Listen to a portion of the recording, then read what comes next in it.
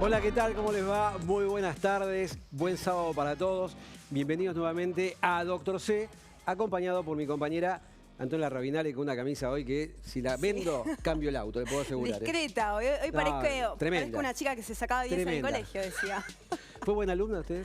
Sí, sabes que en la secundaria tuve promedio 8 en general. Después en la universidad bajé un poco. O claro, sobre 100? No, sobre 10. Sobre 10, bien. Promedio 8 en general de todos los años. Pero bueno, en la universidad descendí un poco. Bueno, una acción muy interesante acá recién en C5N con Justo Lamas.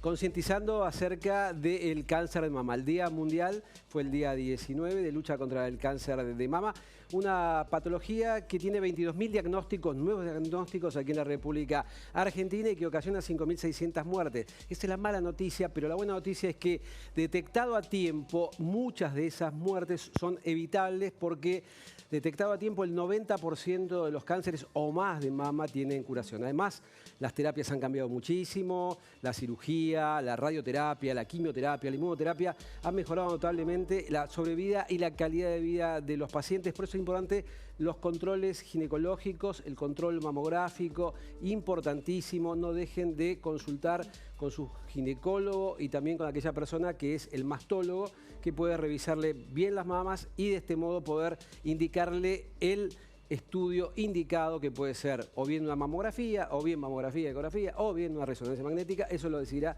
usted con su médico. ¿Bien? Me parece muy bien. ¿Qué tenemos para hoy?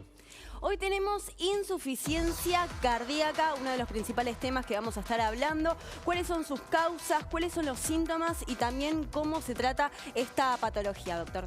¿Alguna vez le dolió algo? Seguramente que sí. Sensación desagradable, si las hay, son los dolores. Esta sensación que puede llegar a ser desesperante. Vamos a hablar aquí con la doctora Mariana Costa acerca de qué es el dolor y cuáles son las terapias nuevas para mitigar esa sensación tan desagradable que en un momento de la vida todos tenemos. Y también vamos a hablar acerca de insuficiencia cardíaca. ¿Ya lo dijo usted? Sí, ya lo dije. Ah, perfecto. Vamos a hablar de litiasis urinaria. Una patología que consulta muchísimo la gente. Si usted tuvo algún cólico renal, sabe de qué estoy hablando, porque ese dolor, que también tiene que ver con lo que va a hablar Mariana, es insoportable, insostenible, que lo comparan muchas veces con el dolor del parto. Bueno, ¿te parece que empecemos? Me parece bien, arranquemos. Bien, vamos a hablar acerca de dolor con la doctora Mariana Costa y este es su currículum reducido. Mariana Costa, médica de la Universidad de La Plata, matrícula nacional 93.137, especialista en clínica médica y coordinadora de recuperación y cirugía ambulatoria del Sanatorio Fino Quieto.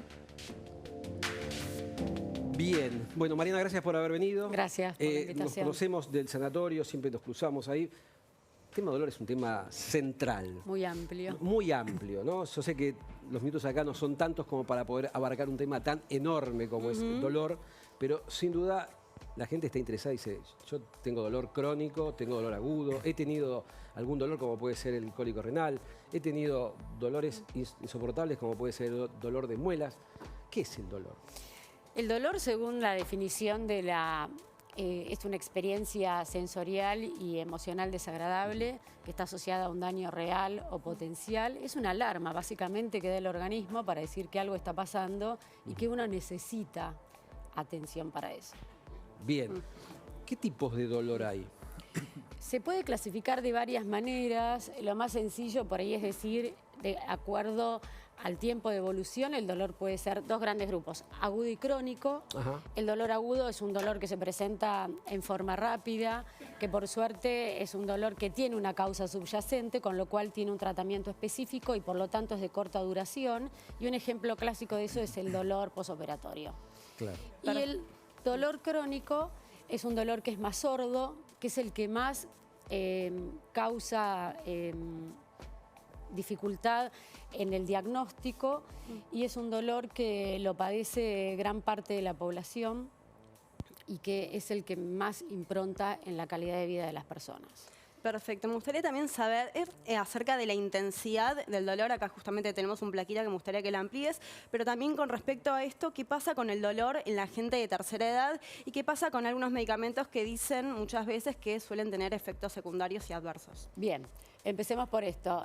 Según la intensidad, el dolor puede ser leve, puede ser moderado y severo, y esto es importante porque nos sirve a los médicos para saber, de acuerdo a la intensidad del dolor, el tratamiento a indicar. En el dolor leve uno puede indicar fármacos habituales antiinflamatorios. En el dolor moderado habría que agregar ya opioides del tipo de los opioides débiles. Y en el intenso, los opioides fuertes como la morfina asociado a otras drogas, porque solamente con una droga generalmente uno no llega a controlar el dolor. En tu experiencia, Mariana, ¿quién tiene más tolerancia al dolor? ¿Los hombres o las mujeres? Las mujeres. Sí, ¿no? Eso es claro. No, es claro, está Digamos, descrito. Desde mi lado, de lo subjetivo, digo sí. No, en serio. Pero el hombre es más pusilánime con respecto al dolor. Sí, las mujeres tienen mayor tolerancia. Igual el dolor es una experiencia personal, es un síntoma subjetivo que... Es subjetivo. Claro, cada uno, mi dolor no va a ser diferente, va a ser diferente al tuyo, y cada uno tiene su sistema para procesarlo. Entonces cada uno lo va a interpretar de diferente manera. Y vos como médica, cuando un paciente te dice, doctora, tengo un dolor insoportable, ¿cómo vos lo evaluás ese dolor? ¿De qué manera? Primero uno tiene que interrogar al paciente el tiempo de evolución del dolor, la localización, qué características lo exacerban, qué características lo calman.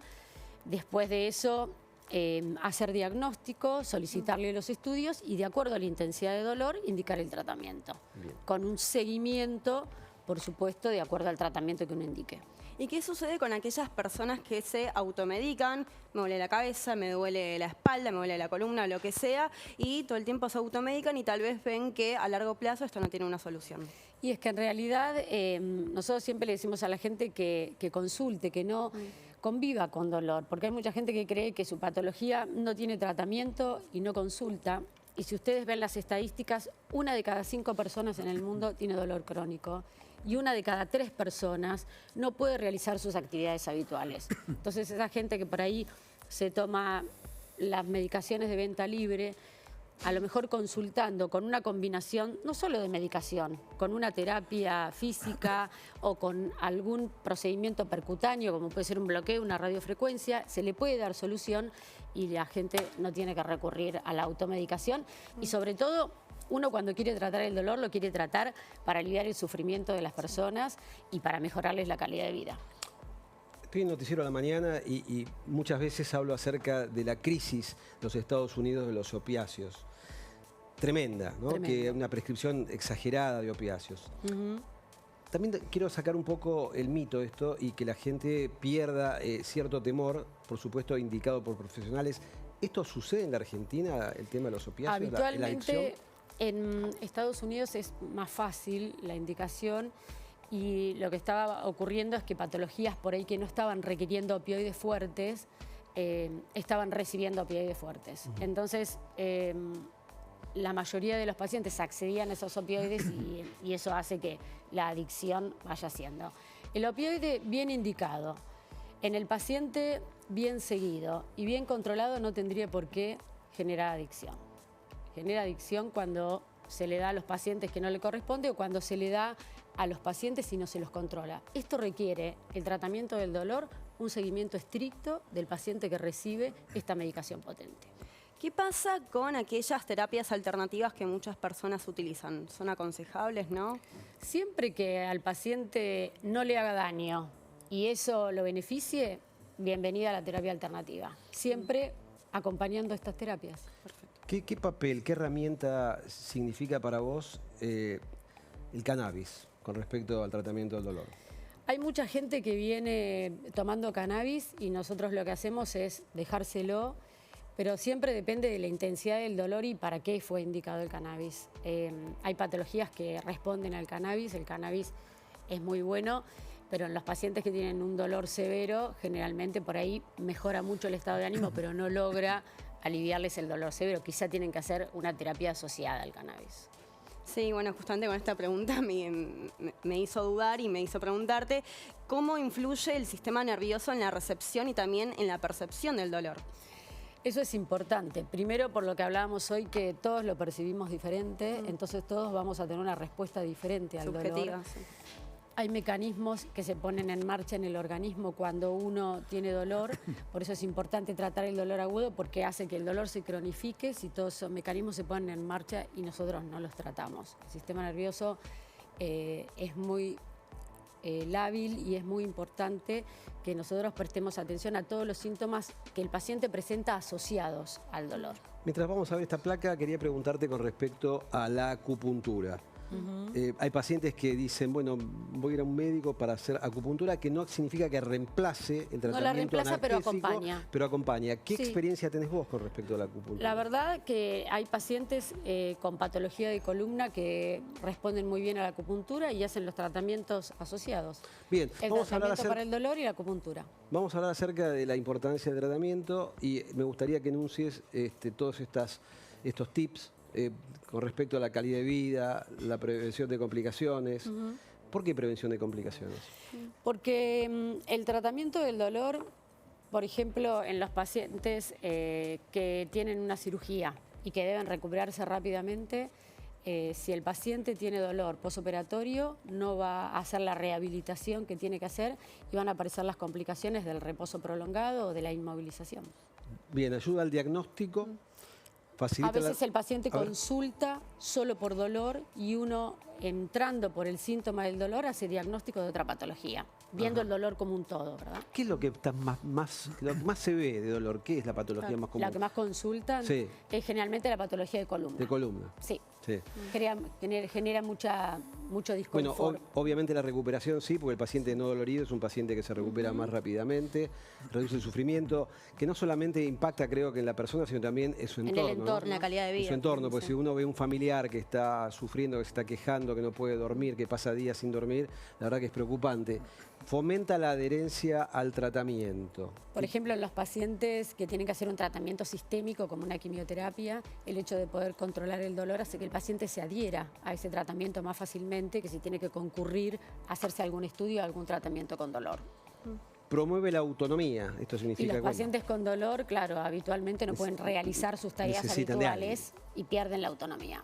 y beneficia la salud mental, porque bueno, Sí, porque obviamente genera mucha depresión y ansiedad y con eso insomnio y mucho trastorno en la calidad de vida. Nosotros queremos tratar el dolor para aliviarle el sufrimiento a los pacientes y mejorarle su calidad de vida, básicamente. ¿Y cuáles son aquellos avances tecnológicos y científicos en cuanto a tratamiento del dolor? ¿Viene algo novedoso? En realidad primero depende de la patología y siempre tener en cuenta que el tratamiento del dolor no es solamente darle un medicamento bioral, también hay tratamientos percutáneos, hay tratamientos con terapia física, se le puede indicar al paciente un tratamiento percutáneo mínimo como un bloqueo, se le puede indicar una radiofrecuencia.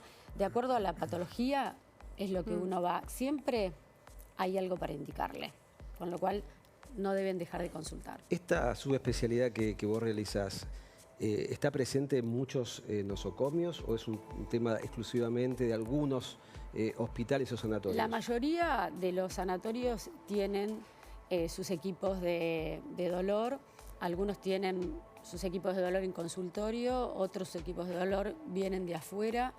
Nosotros en Finoquieto tenemos el equipo de dolor y tenemos el equipo de dolor en quirófano.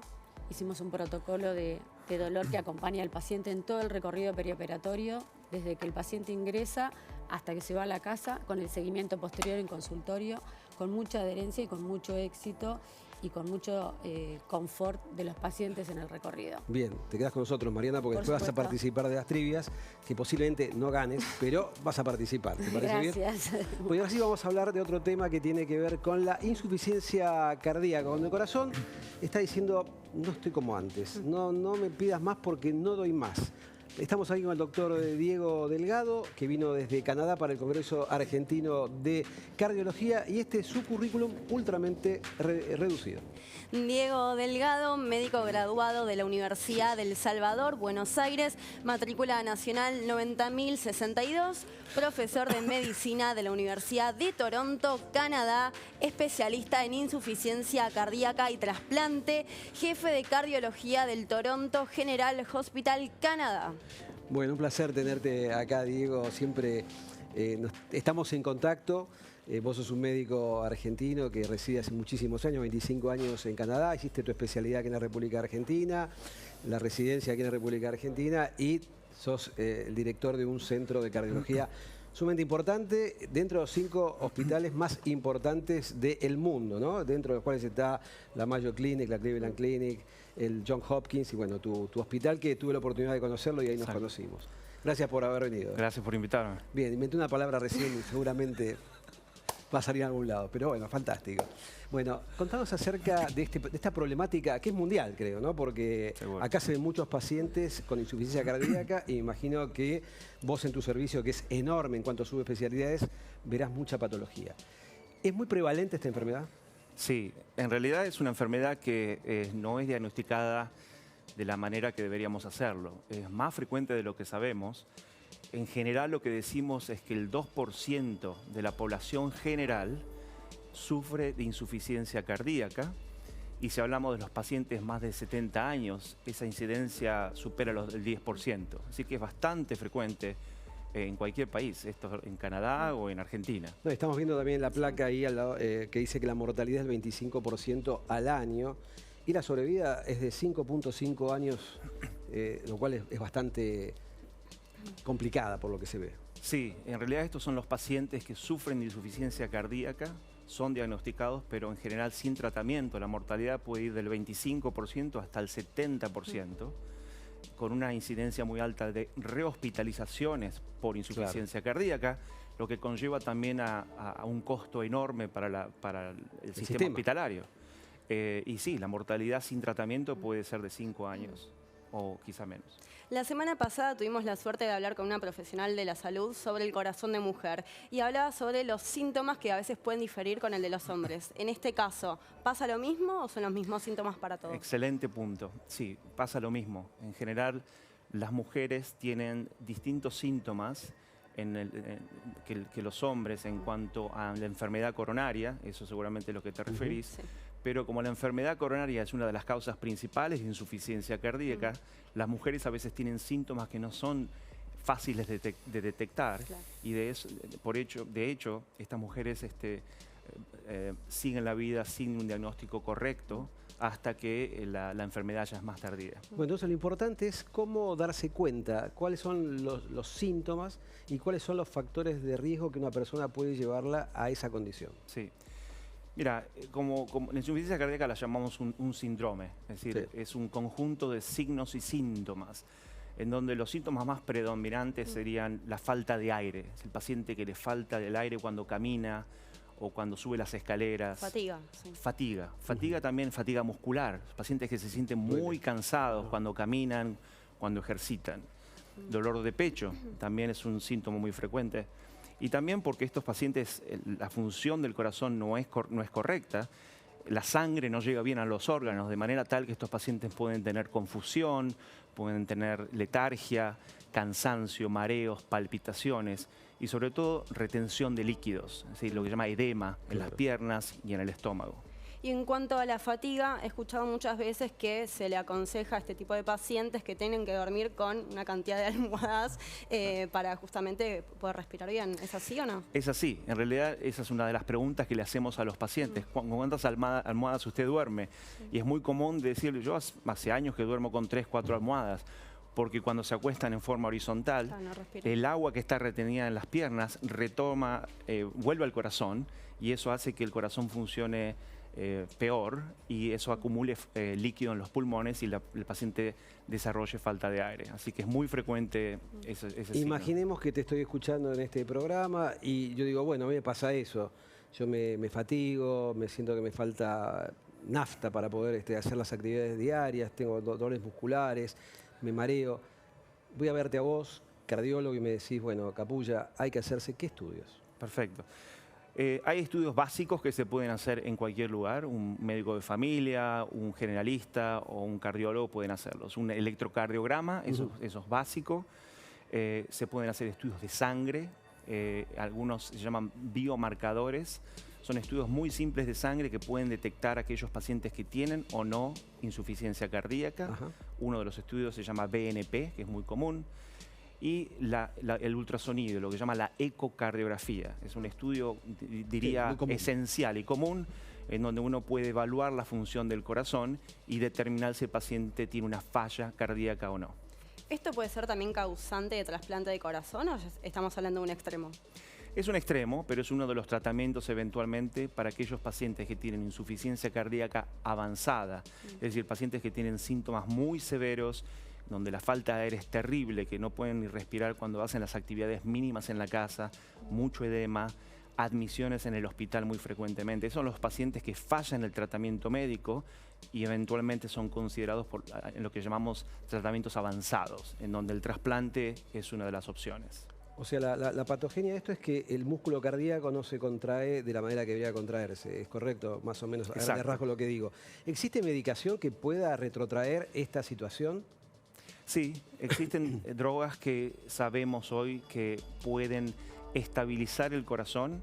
Estabilizarlo, pero en algunos casos, sobre todo en esos pacientes que el corazón no está muy afectado, puede haber una reversión de la situación y mejorar la función del corazón, con lo que lleva a una mejoría de los síntomas, mejoría de la calidad de vida y sobre todo, y más importante, mejoría de la sobrevida de los pacientes. Claro.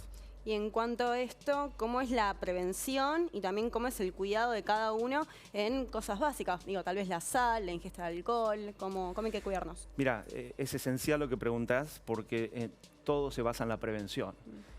Nosotros sabemos que hay factores de riesgo para desarrollar insuficiencia cardíaca, por ejemplo, la hipertensión y la diabetes. Entonces, si el paciente cuando empieza a tener estos síntomas, estos problemas de hipertensión y diabetes, los controlamos a fondo con drogas, con medicaciones, ese es un primer paso que puede prevenir el comienzo de la insuficiencia cardíaca.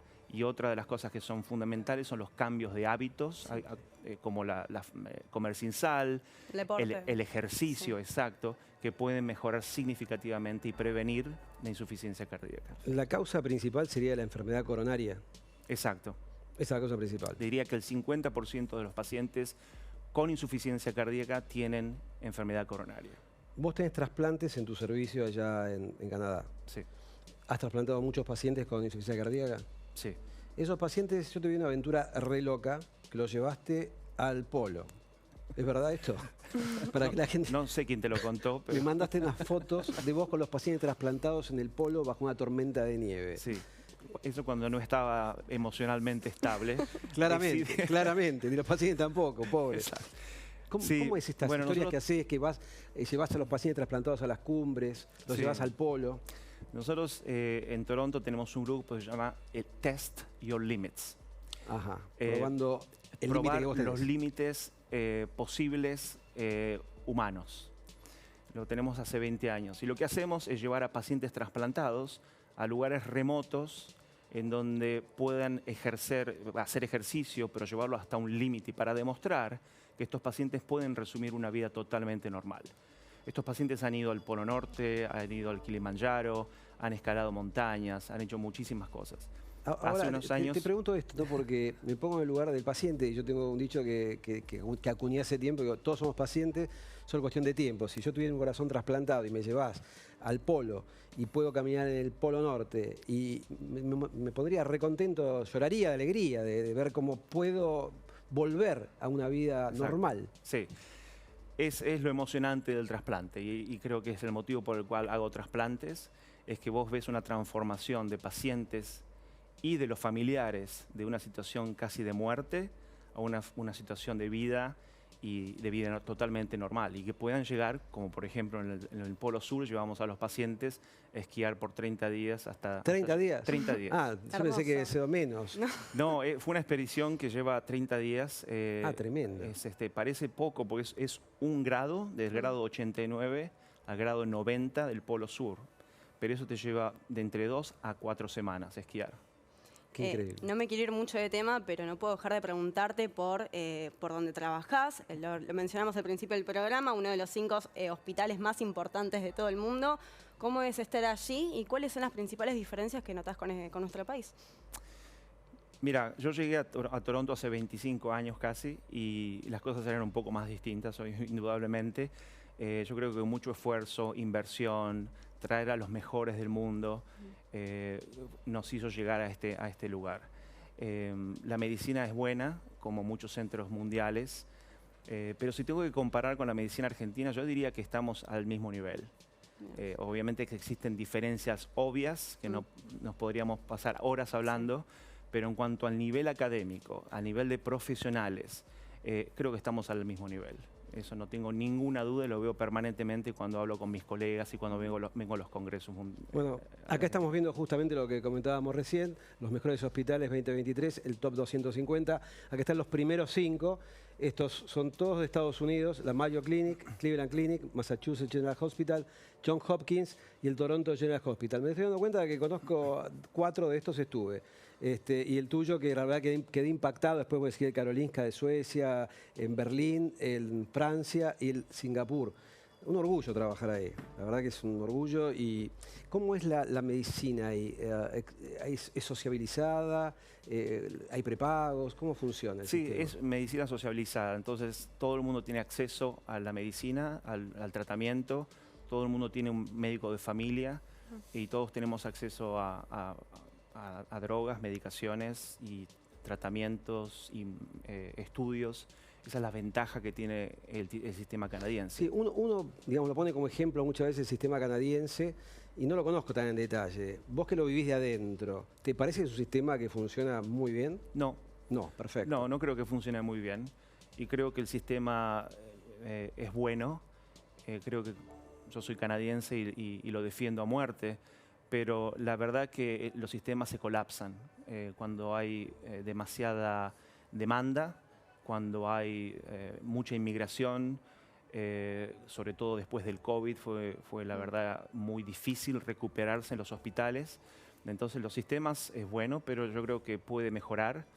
Y lo que veo en el futuro es un sistema mixto, en donde va a haber salud pública y seguramente lugares privados. En muchas de las provincias, por ejemplo en la provincia de Ontario, donde yo trabajo, el gobernador está fomentando la aparición de clínicas privadas para descongestionar el sistema público. Así que la idea está discutiéndose ahora y yo creo que en los próximos 5 o 10 años va a haber un sistema mixto. ¿Cuánto tarda una persona en acceder a un especialista? Depende. Existen guías claras. Por ejemplo, un paciente que tiene insuficiencia cardíaca y es visto por un cardiólogo generalista, las reglas, y esto está bien escrito, estos pacientes tienen que ser vistos entre 2 y 4 semanas por un especialista de insuficiencia cardíaca. Esto no se da en todas las especialidades. Si, por ejemplo, dermatología puede llevar algunos meses, ortopedia puede llevar varios meses, depende de la urgencia, depende de la urgencia del caso, indudablemente, pero los casos selectivos, en general, puede llevar meses. Esa es una de las debilidades del sistema. Y no voy a preguntar de tu caso en particular, pero ¿cuánto percibe un médico especialista por una consulta? Del sistema, ¿no? Digo. Depende de la especialidad. Cuanto más subespecialidad tenés, indudablemente más se puede ganar. Claro. Es costoso, digamos, para allá. Bueno, los pacientes no pagan nada, esa es la ventaja. El sistema privado. El sistema privado no existe todavía, no existe todavía el sistema privado, pero en general lo que el gobierno le paga a un médico, por ejemplo, va entre una consulta entre 25 y $160 una consulta. No te puedo dar un número exacto. Está bien, porque estimativo. Acá tampoco existe una consulta de un valor determinado, sino que es variable. Ese es el rango para ver a un médico en Canadá, que es lo que el gobierno le paga al médico. Y después la otra que siempre decimos, ¿cómo ven en Canadá los médicos argentinos? ¿Estamos bien formados? ¿Somos una generación bien formada y una generación no tan bien formada? ¿Cómo es la cosa? Mira, como les decía anteriormente, el sistema de salud argentino, los médicos argentinos, yo creo que están al primer nivel mundial. Primer nivel. Yo he llevado, creo que 15 argentinos a trabajar a mi centro para hacer distintos fellowships, entrenamientos, y algunos trabajan conmigo ahora y son captados inmediatamente. El médico argentino tiene una habilidad de ver cosas que otros médicos no ven. Tiene la habilidad de adaptarse a situaciones que otros médicos no pueden hacerlo, y tienen el empuje y la garra y la gana de progresar cuando nadie te pone el pie encima para pararte, que otros médicos lo tienen como asumido en Canadá y no aprecian eso. Bien, por último, después de 25 años, ¿costumbres argentinas todavía? Por supuesto. Sí. Por supuesto. Mate, dulce de leche, ¿esas cosas te gustan? Siguen ¿Asados? el asado, dulce de leche, ver a Boca todos los domingos. Le iba a preguntar eso. Bueno, es un capítulo aparte ese. Te quedas con nosotros porque Por lees las supuesto. trivias por un viaje a Canadá. Listo. La veo sonreír mucho. Sí, a usted también, doctor. Sí, yo me río siempre. Nos reímos mucho, así es. Y para eso te queremos hacer una recomendación. Si querés tener esta sonrisa, te recomendamos a que vayas al consultorio del doctor D'Agata. Mira.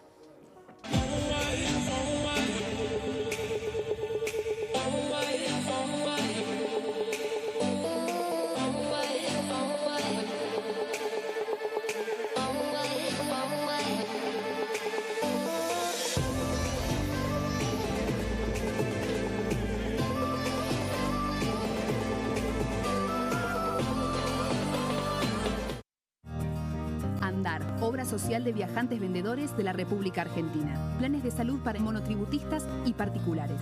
Solicita un asesor comercial al 0810-345-0184.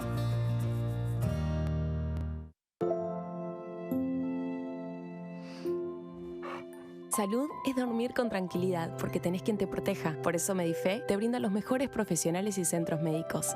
Medife está conmigo, con el respaldo de Sanatorio Finoquieto. Diagnóstico por imágenes, con tecnología de última generación. Laboratorio de análisis clínicos. Contamos con una planta de 900 metros cuadrados. Biología molecular, panel viral multirrespiratorio y COVID-19. Centro Rossi, cuidándote siempre.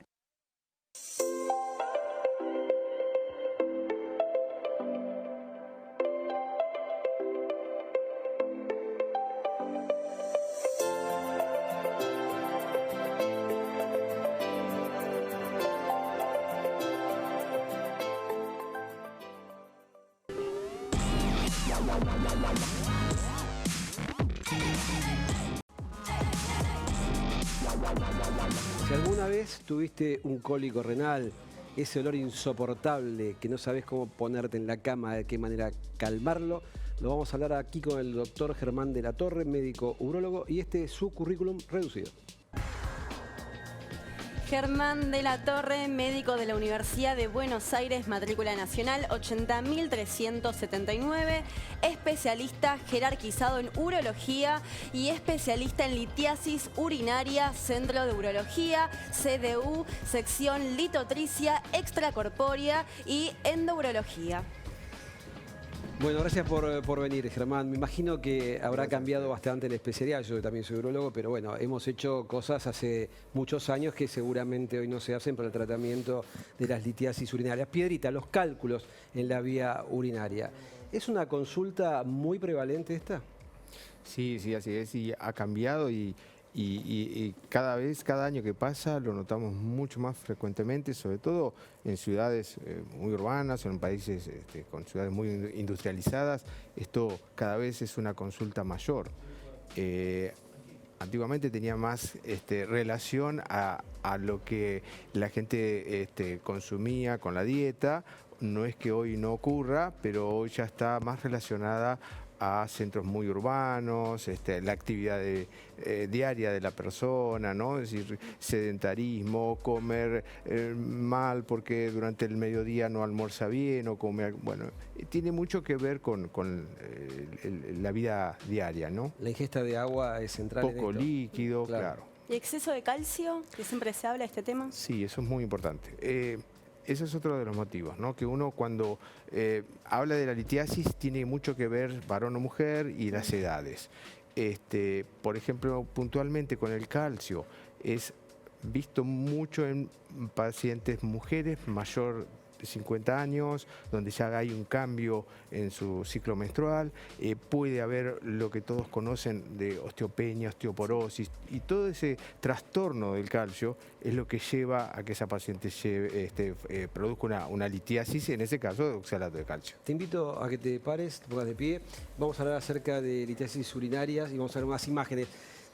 Yo imagino que ha cambiado todo, porque Sí. si yo veía esto por ahí hace 40 años, era muy probable que uno hiciese una incisión, un corte en la parte lumbar, ábrase o la vía urinaria o ábrase el riñón y saques esta piedra. Así es. Y la verdad que a mí me parecía mucho para tan poco, ¿no? Me parecía eso, pero claro, no existían elementos. ¿Qué tenemos hoy para tratar este tipo de patología? Lo que vos decís, Guillermo, es una gran verdad, porque en nuestra especialidad somos muy tecnología dependiente. Y en estos últimos 20, 25 años hubo una revolución tecnológica para nosotros en todo esto. En los 90 solíamos hacer a casi todos los pacientes una gran herida, un gran tajo, muy doloroso. Después, mediados de los 90, se popularizó la cirugía percutánea, que también la conociste, donde ya no era un tajo muy grande, pero era un orificio de 1 centímetro por la espalda y entrábamos al riñón a través de ese orificio, pero había que perforar el riñón. Exactamente. Lo que decía de estos últimos 25 años tiene que ver con la aparición del láser, de la litotricia extracorpórea, de métodos endoscópicos, ¿sí? Así como equipamiento muy delicado, donde a través de vía urinaria, es decir, de conductos naturales, uretra, vejiga, uréter, podemos llegar hasta el riñón. Claro, sin que el paciente quede con ninguna cicatriz. Sin ninguna cicatriz, y de hecho esto se hace en forma ambulatoria. Bien. En 3 horas se va a casa. ¿Qué aparato es este? Pues la gente dirá, Bueno, esto este es el primer tratamiento, claro, el primer tratamiento que corresponde a litiasis cuando están en el riñón, como vimos en la placa anterior, y el método más común en litiasis chica de no más de 1 centímetro es trabajar con litotricia extracorpórea.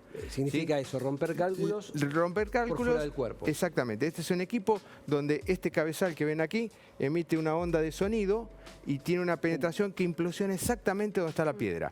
A la litiasis la buscamos por ecografía, la buscamos por rayos, y en ese mismo momento que está localizada en 3D, ahí comienza el disparo. ¿Y esto es para todo tipo de edades? Para todo tipo de edades. ¿Este procedimiento se hace bajo anestesia o no? Sí, nosotros lo hacemos bajo una sedación anestésica, porque esto no es un ámbito quirúrgico, no es un quirófano, pero lo hacemos con una sedación, con cardiólogo, con anestesista, para que esos 40 minutos que dura el procedimiento no tenga dolor. ¿Qué pasa con los síntomas? Recién estábamos hablando de algunos, pero digo, ¿hay gente que no tiene síntomas y puede llegar a tener algún cálculo renal? Sí. Muchos de los pacientes con una piedra aquí en este lugar puede que no tenga síntomas. Para que explicamos rápidamente qué es esto para que la gente comprenda. Esto es un corte tomográfico, acá ven la columna, la cadera. Esto es el riñón, en este caso esto es el sería, riñón izquierdo. Imaginemos, Antonella, sería como si Antonella... Vista de frente. De frente, la cortásemos así por la mitad y vemos ahí. Riñón derecho, riñón izquierdo, ahí está la y este color blanco que ven acá es una piedra, es una litiasis. Este paciente probablemente haya sido un hallazgo o un análisis de orina detectaron un poquito de sangre, porque el famoso cólico que describían recién ocurre cuando la litiasis se sale del riñón y empieza a bajar por el uréter. Y ahí empieza a doler. Recién ahí es donde se produce el famoso cólico. Tremendo. Bueno, seguimos viendo... Y este es el caso ideal para litotricia, el primer método que se le puede ofrecer a un paciente. Este aparato, digamos, ¿está solamente en el ámbito privado o está también en el ámbito público? Lamentablemente, muchos años lo manejé a nivel público en el Hospital Durán y hasta donde tengo entendido... Es un aparato que nunca más funcionó. Nunca más funcionó. Lamentablemente, a nivel público, el Hospital de Clínicas lo tiene, a veces funciona, a veces no. Explicamos bueno, esto es un directo, un video de cómo lo vemos bajo seguimiento ecográfico, como le mostré recién. Este es el riñón, ¿sí? Y aquí tenemos una cruz donde centramos la piedra. La litiasis está en esa área donde se ve la cruz. ¿Sí? Y durante esos 45 minutos que dura el procedimiento, estamos guiados por ecografía, ¿sí? Esto es en vivo, en directo. Acá ven, no sé si se alcanza a apreciar como un polvo que salta. ¿Esta metodología es el procedimiento? ¿Tiene que ver con la aviación? Sí, señor. Se descubre originalmente, el equipo fue después de la Segunda Guerra Mundial por los radares que veían cómo rompía la parte de adelante del avión, donde está el radar, y ahí se dieron cuenta que el sonido podía hacer estallar algo y romper. Y ahí se desarrolla el equipo. ¿Qué es esto? Esto es lo mismo, pero ya sería como la piedra anterior en un paciente que ya se desprendió, se salió del riñón y está viajando por el uréter. Bien. Ahí viene el cólico, ahí donde a veces el paciente va a una guardia de urgencia, como lo ven ustedes en el sanatorio, muchísimo dolor. Aquí está la piedra, aquí ven un catéter que ocupa toda la longitud del uréter. Se llama estén ureteral, catéter doble J. Porque tiene un rulito abajo y otro rulito arriba. Tiene un rulo en riñón, otro rulo en vejiga para que no se salga. Cuando vos colocas esto, el paciente ¿Calma el dolor inmediatamente? Calma el dolor cólico. Cólico. Dolor cólico, como les digo, de 0 a 10 es 10. Tener un catéter es muy molesto, pero es un 2. Claro. ¿Sí? Se siente este catéter también, no pasa desapercibido, pero se resuelve mucho en urgencia cuando el paciente va a una guardia y no hay una forma de operarlo rápido y colocan este catéter. Recién hacíamos mención a la ingesta de agua, que es algo fundamental. ¿Puede ser que esto salga, se expulse de manera natural, pero de todos modos que dañe algún tracto urinario? Sí. Cuando hablamos de tratamiento, frenamos un poquito el video acá. Cuando hablamos de tratamiento, ¿sí? Siempre decimos para litiasis de 5 milímetros para arriba. ¿Sí? ¿Por qué? Porque ese uréter que le marqué recién, en promedio mide 5 milímetros. Claro. Toda litiasis de menor a 5 milímetros puede que el paciente la expulse, la orine. Claro. Que es una piedrita. Es una piedra, Sí, una es piedra. una verdadera piedra. Y claro, en ese tránsito, en ese recorrido que hace hasta ser expulsada, lastima, produce dolor. Y si el paciente toma líquido, por supuesto que va a apurar a la eliminación. Bien. Tiene que ver con el tamaño. Esa piedrita la estás... Esa es la piedra, como aquí se ve en la cirugía endoscópica, porque cuando ya está en el uréter pasamos al segundo nivel, que es una cirugía endoscópica. Estamos adentro del uréter y con el láser, que es esta sonda que ven aquí azul con luz verde, tocamos la piedra y la vamos rompiendo, la vamos fragmentando. Esa fragmentación de esa piedra, ese polvo, Sí. ¿se elimina naturalmente? Se elimina o después espontáneamente. Por eso la fragmentación nos tenemos que detener un rato pulverizando y viendo que lo que queda tiene que ser muy pequeño. ¿Esto lo ves directamente en un Esto es televisor? directo. Sí, esto se opera, esto es quirófano y aquí nos detenemos un rato sobre la piedra hasta hacerla polvo. ¿Habitualmente esto se resuelve en una sesión o a veces requiere más de una sesión? Depende del tamaño de la piedra. Ajá.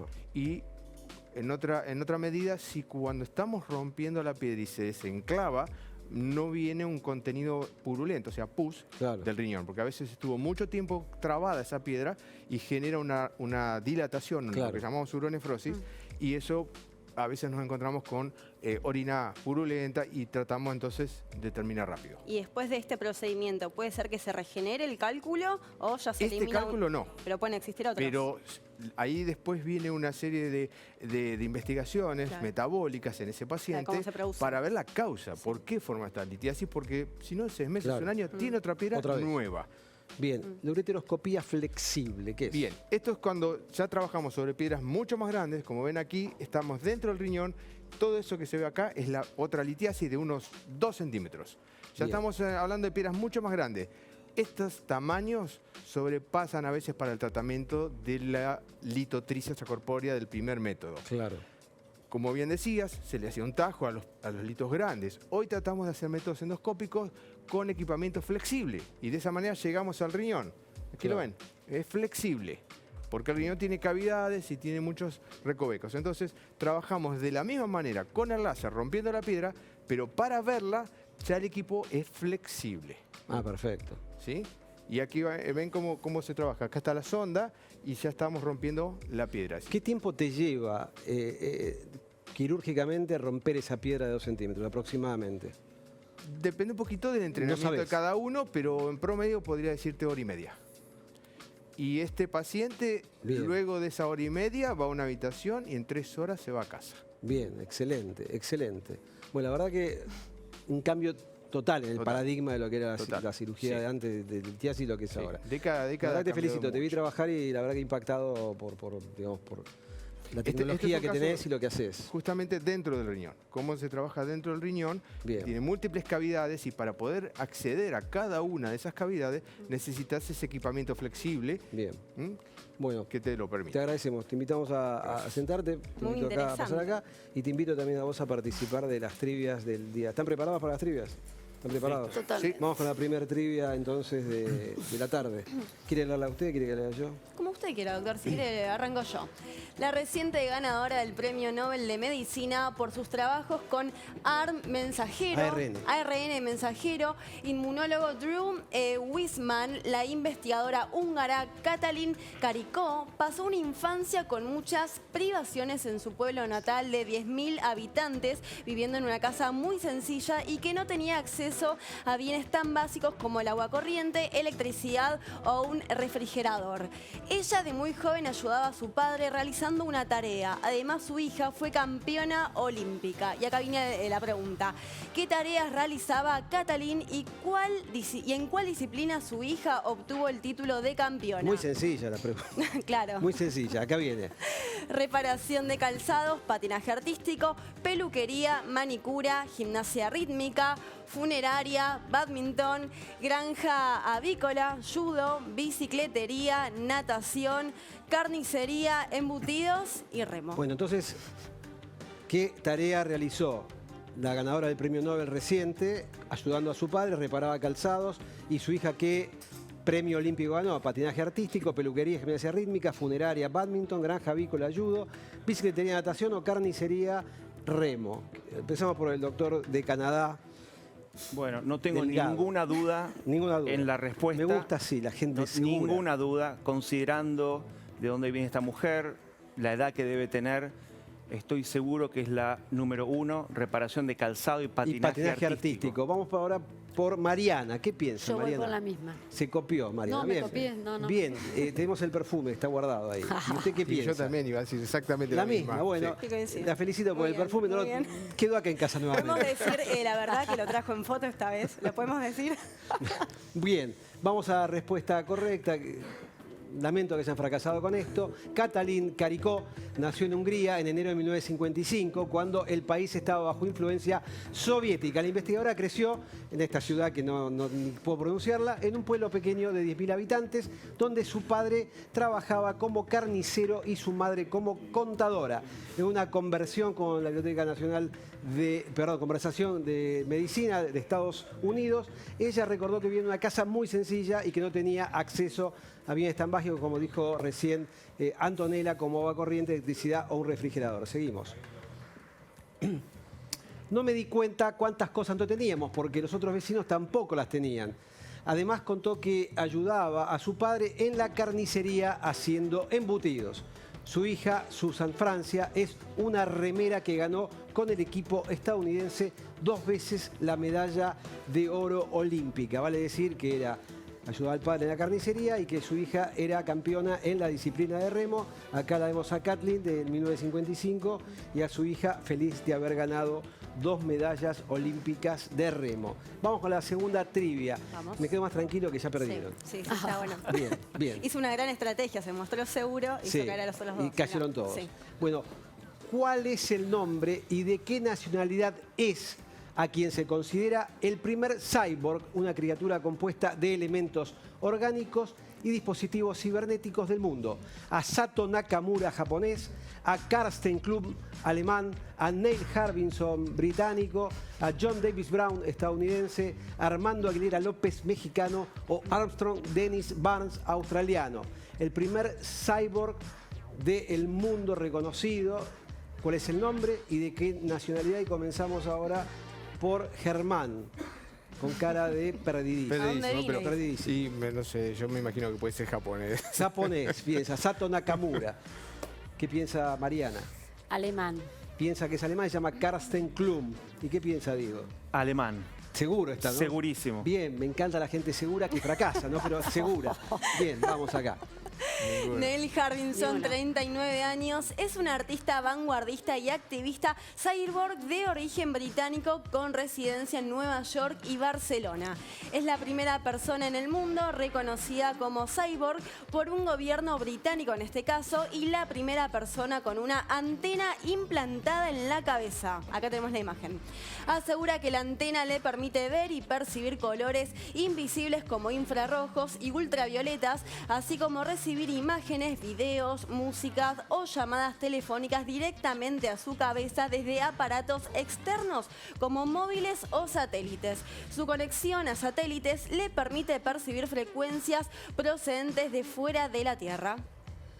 Cuando el londinense Neil tenía 11 años de edad, le diagnosticaron acromatopsia o monocronismo. Solo podía ver el mundo en blanco, negro y gris. Bien. Tiene la foto del pasaporte. Él quería sacarse la foto con la antena. Le dijeron que no. Él ganó esa contienda y tiene la foto del pasaporte británico con esta antena que le permite ver la frecuencia de los colores. Y en base a eso, él percibe los colores. Dice que entra a un supermercado y dice que para él es como una orquesta, porque ve tantos colores que siente los sonidos. Una frecuencia interesante que tienen todos los colores. Bien, vamos con la siguiente y última trivia de la tarde. Edson Arantes do Nascimento, más conocido como Pelé, fue un ídolo del fútbol brasileño y un profesional de este deporte reconocido mundialmente por integrar la selección de fútbol de su país en varios mundiales. ¿A qué edad murió y cuál fue la enfermedad que lo llevó a su deceso? Murió a los 78 años por un infarto agudo de miocardio, falleció a los 80 años por una leucemia mieloide aguda, murió a los 82 años debido a un cáncer de colon, 84 años por complicaciones, una sepsis y cirugía de rodilla, 86 años por rotura de aneurisma de aorta abdominal, o a los 88 años a causa de un ACV hemorrágico. Edson Arantes do Nascimento, Pelé. ¿A qué edad murió y cuál fue la causa de muerte? Y comenzamos ahora por Mariana. A los 82 con un cáncer de colon. ¿Qué dice Germán? No, puede ser a los 80 por leucemia. 80 por leucemia mieloide aguda. Luego de varias cirugías de colon, murió de cáncer de colon a los 82 años, lamentablemente. Con seguridad. Con seguridad. Bien, sabe de fútbol este hombre, porque ha acertado, al igual que nuestro otro compañero. Vamos con la respuesta correcta. El 31 de agosto de 2021, Pelé acudió al hospital Albert Einstein de la ciudad de San Pablo para realizarse una serie de estudios de control y rutina que se pospusieron debido a la pandemia del coronavirus. Y los resultados no fueron los mejores. Se le diagnosticó cáncer de colon. Unos días después, el sábado 4 de septiembre, el astro brasileño fue intervenido quirúrgicamente, en donde le extirparon el tumor y parte del intestino. Desde ese momento y hasta su muerte, el exjugador tuvo varias visitas al nosocomio para seguir con su tratamiento, el cual incluyó varias sesiones de quimioterapia. Bien.